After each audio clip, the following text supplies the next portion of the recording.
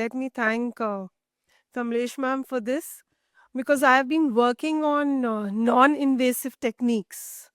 My only motive to be in this field is to give people non-invasive, non-medicine body, free of medicines, and an independent life that every individual requires and is in need of as of today.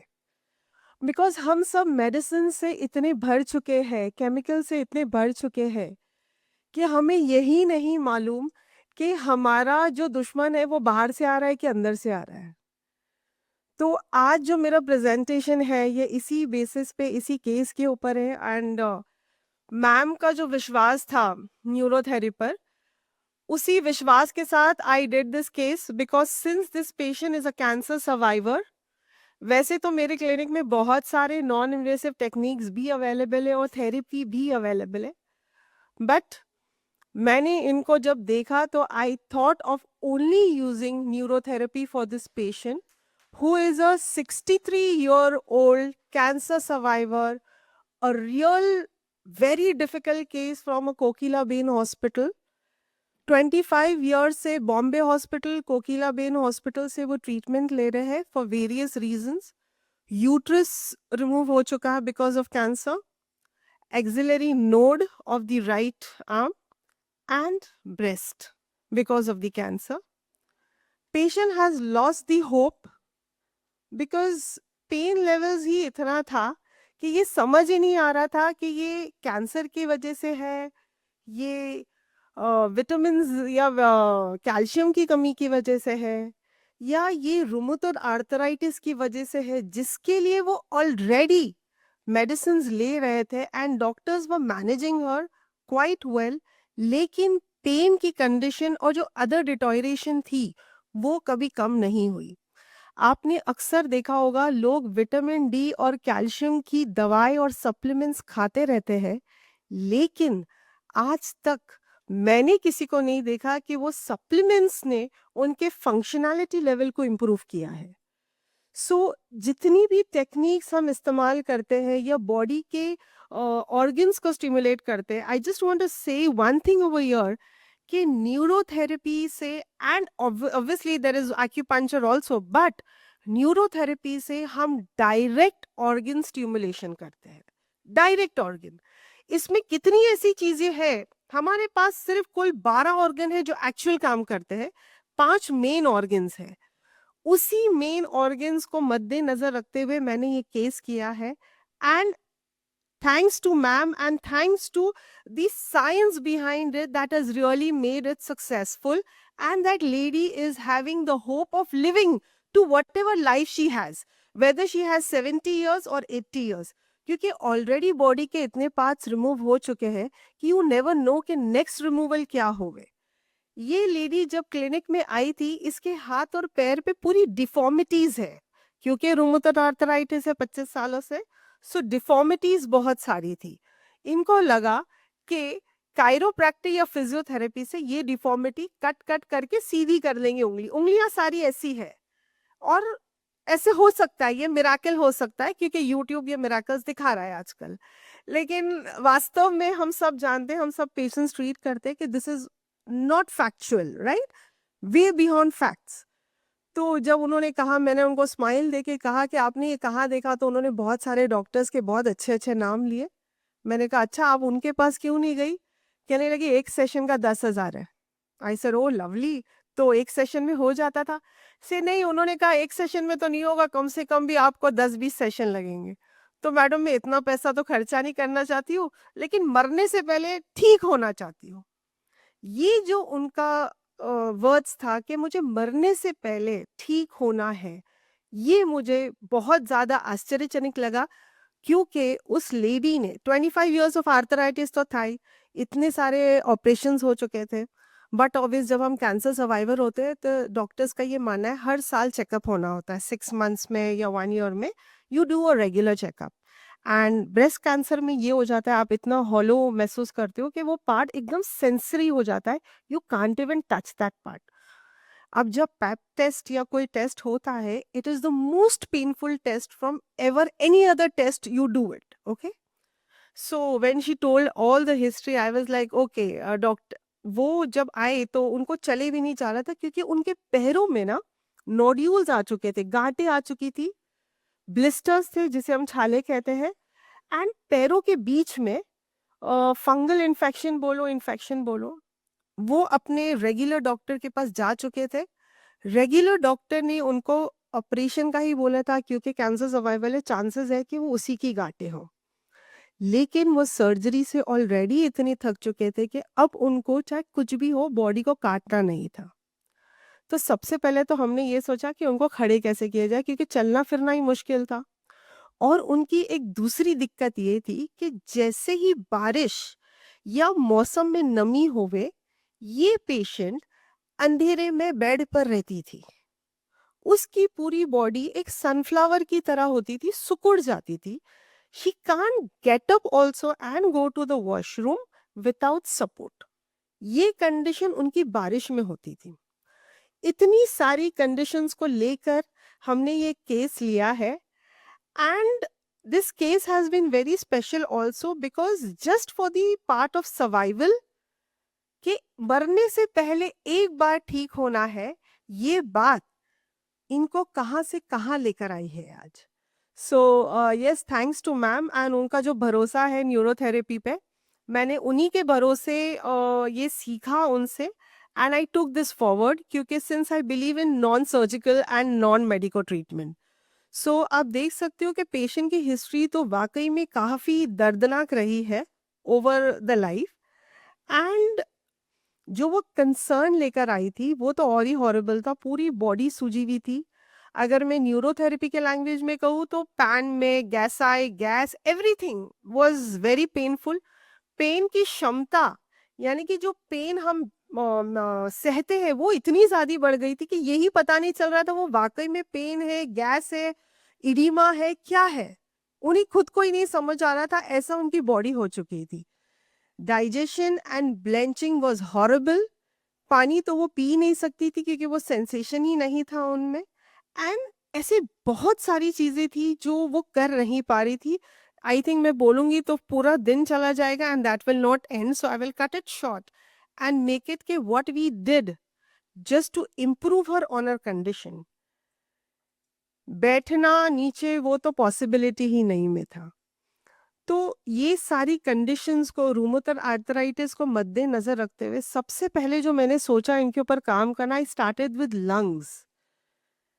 पहले तो मुझे पता नहीं था, वो बाद में आता है जब वो कोकिलाबेन में टेस्टिंग के लिए गई। पर जब मैंने इनको स्टार्टिंग किया लंग्स के साथ तो शी कुडंट ब्रीथ प्रॉपर्ली। इतना शैलो ब्रीदिंग था, इतना शैलो। किसी को यही नहीं पता है कि ब्रीदिंग डायफ्राग्मेटिक होती है, सेगमेंटल होती है। ब्रीदिंग में बहुत सारी चीजें होती है, मसल्स होते हैं। नोबडी नोज कि ब्रीदिंग फुल कैसे ली जाती। She couldn't even breathe high. मतलब वो सोच रही थी मैं तो ये कर ही नहीं पाऊंगी। मैंने कहा क्यों नहीं कर पाओगे? आ, आपके पास सारे ऑर्गन्स है जो हमारे पास है, जब हम कर पाते तो आप क्यों नहीं कर पाओगे? So she didn't knew. First of all हमें यही लोगों को सिखाना पड़ता है कि ब्रीदिंग बहुत इंपॉर्टेंट है, एंड ब्रीदिंग के साथ साथ जो भगवान ने हमें इतनी सारी चीजें दी है ना, पानी पीना, खाना खाना, एंड सांस सही तरीके से लेना, बैठना उठना, कब क्या खाना और कब क्या नहीं खाना है। ये ऐसी बहुत सारी चीजें हैं जो आई थिंक हम एजुकेट करके ही लोगों को सही कर सकते हैं। Rheumatoid arthritis, I am sure everybody knows it. It's an inflammation की बीमारी है जो जॉइंट के सबसे पहले सिनोवियल मेम्ब्रेन को अटैक करती है, एंड वो जब मेम्ब्रेन जिसमें सबसे ज्यादा वैस्कुलरिटी होता है, जब वो ही अटैक होने लगता है तो इर्द गिर्द का सारा एरिया और खराब हो जाता है एंड वो बोन्स तक आके उसको डिफॉर्मिटी करता है। सबसे पहली बात, ये कंडीशन आई क्यों कि हम इतना प्रोग्रेसिव हो गए। रूमेटॉइड आर्थराइटिस हमारे खुद की ऑटो इम्यून के कारण होता है, जहां हमारा ही इम्यून सिस्टम हमारी ही बॉडी को अटैक करता है इस तरीके से कि वो हमें को दुश्मन समझता है। और अगर हम इन जैसे पेशेंटों का इमोशनल वो देखेंगे तो ऐसा ही होता है, ये पेशेंट खुद को ही खुद का दुश्मन समझने लगते हैं फॉर सम रीजन। इस लेडी का background was a very simple, but she was an MA literature in Hindi and Gujarati. जिसका ये था कि उसको गुजराती की जितनी भी साहित्य है वो हिंदी में बदलना था और हिंदी की साहित्य को गुजराती में बदलना था। लेकिन हिम्मत और तबीयत के कारण ये लेडी कर नहीं पा रही थी क्योंकि बैठ ही नहीं सकती, तो बाकी की चीजें कहाँ से करेगी। Taking to the disease level, rheumatoid arthritis में स्वेलिंग वो सब तो होती है, लेकिन जब वो कैंसर का उनको धचका लगा, जब कीमो वगैरह हो गया तो बॉडी और डिटोराइट हो गई। वैसे ही बारिश में उनकी तबीयत खराब हो जाती थी। तो विटामिन डी, कैल्शियम की दवा, शेलकैल, बहुत सारी मेडिसिन सप्लीमेंट्स उनको चालू थे। पर मुझे ये समझ नहीं आ रहा था कोई ये क्यों नहीं चेक कर रहा कि फंक्शनैलिटी लेवल पे वो कितना काम कर रही है, फंक्शन कहाँ है उसका। आप कैल्शियम तो दे रहे हो, लेकिन विटामिन डी ही ऑब्जॉर्ब नहीं होगा तो कैल्शियम कहाँ से करेगा। सो ये सारी जो माइन्यूट डिटेल्स है ये एज अ थेरेपिस्ट हमें पता होनी चाहिए। So I just want to say one thing over here, we are all very skilled therapist, but to heal a body, we should really know the body's intelligence, because every body has a different intelligence level and a different working capacity.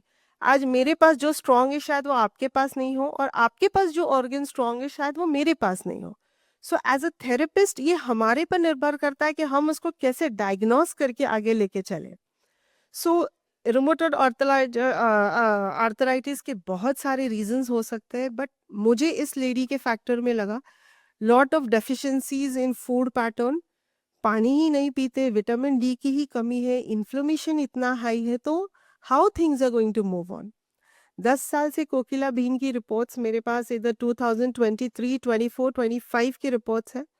25 में जब वो doctor के पास दोबारा गए थे उनका regular checkup के लिए, तब उन्होंने वापस से रिपोर्ट्स करवाई। फॉर द फर्स्ट टाइम उन्होंने लंग्स यानी कि ब्रेथ टेस्ट दिया स्पायरोमीटर से, फर्स्ट टाइम इन 5 years। पहली बार वो फूंक पाए उस बॉल को, और डॉक्टर ने उनका लंग टेस्ट अप्रूव किया कि ये दे पा रहे हैं, lung started working. Okay, rheumatoid arthritis specialist है जिसका अपॉइंटमेंट लेने के लिए ही 6 months to 1 year जाते हैं। जब उन्होंने देखा कि ये इतने अच्छे से चल फिर पा रहे हैं, मॉर्निंग स्टिफनेस नहीं है, आराम से शॉपिंग करने जा रहे हैं, जो लेडी निकलती नहीं थी घर से बाहर। रूमेटॉइड आर्थराइटिस की मेडिसिन जो हर साल बढ़ती है 2.5 mg से, उनकी 10 mg ऑलरेडी स्टार्ट थी, हफ्ते में 1 दिन लेना पड़ता है, महीने में 4 दिन। हमने बहुत स्लोली करके उनकी मेडिसिन कम कराई। फिर आप देखोगे कि डॉक्टर ने खुद उनकी मेडिसिन 7.5 mg कर दी है, लेकिन वो अब एक्चुअल में 5 mg ले रहे हैं। So the motive of treating the patient to have an independent life was very successful over here in understanding the body has its own rhythm, and how through neurotherapy we just activated the systems and made her stand on her own feet without dependency. Now she can travel to my clinic or to any other market without anybody's help and support. So this was the fantastic part, and the report shows how the improvement have happened in her life and what all changes as a therapist we can do. Thank you so much.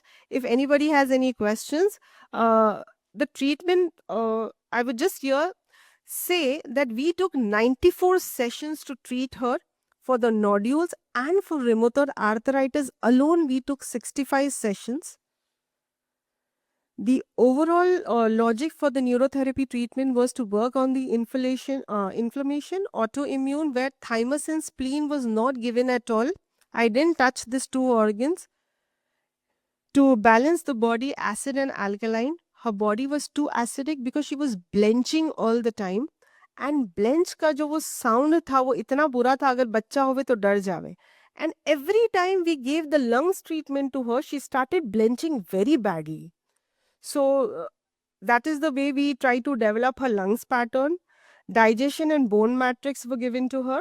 Oxygen therapy, kidney balances, vitamins and minerals, folic acids.